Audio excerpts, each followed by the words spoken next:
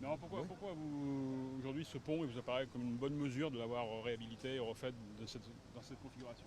Aujourd'hui, dans le réaménagement qui est fait sur la ville, notamment sur tout ce qui est pistes cyclables et voiries, on avait besoin de trouver des axes qui soient circulants avec de fortes masses de véhicules. Et là, en l'occurrence, c'est le cas.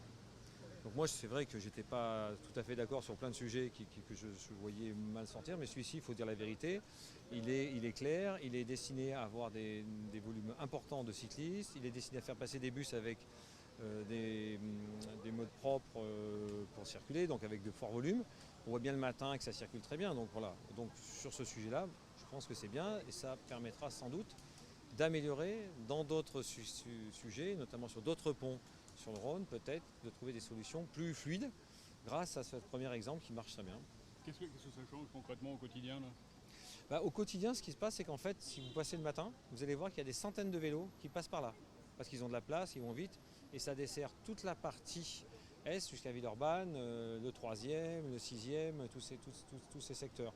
Donc ça déjà, ça veut dire qu'on n'a pas des vélos qui circulent dans des petits axes mal protégés. Et puis maintenant, on a aussi tout le service propre des bus qui passent en permanence et dont ils ont une priorité pour certains. C'est-à-dire que quand il n'y a personne, ils ont le feu vert. Et donc ça donne une fluidité supplémentaire. Donc tous ces petits aménagements, j'ai trouvé que c'était intéressant, ça a pris du temps, et ça s'y prête bien parce qu'on est en plein centre de la ville. Voilà. Donc c'est pour ça, c'est pour ces raisons que je dis que c'est bien, et quand c'est pas bien, je dis aussi que c'est pas bien. Sur le pont Morand, justement, vous trouviez pas ça bien? Non, pour le moment, le problème c'est que je trouve qu'il y a une piste de trop. Enfin voilà, si vous voulez, en fait le problème du pont Morand, c'est un pont où on sort d'une place avec deux virages complets, on monte sur un pont qui est bien plus petit que celui-ci et on ressort à la sortie de ce pont sur un emplacement où il y a beaucoup de piétons, la traversée de l'hôtel de ville, les quais qui sont déjà pris. Et donc ça pose un peu, c'est pas le même sujet, c'est-à-dire qu'on ne peut pas avoir la même fluidité. Et si on fait le calcul de véhicules qui passent là entre le pont Morand et celui-ci, c'est énorme l'écart. Donc ça montre bien que là, ça s'y prête, et là-bas, ça s'y prête moins.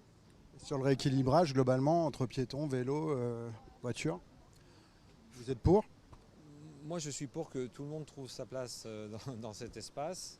Sur le vélo, au départ, c'était trop. Je trouvais que c'était trop vite. Maintenant, effectivement, les déplacements évoluent. Moi, je suis assez ouvert là-dessus. Peut-être qu'on utilisera moins de voitures, plus de transports en commun. Voilà, donc bon, on est loin d'avoir tout fini.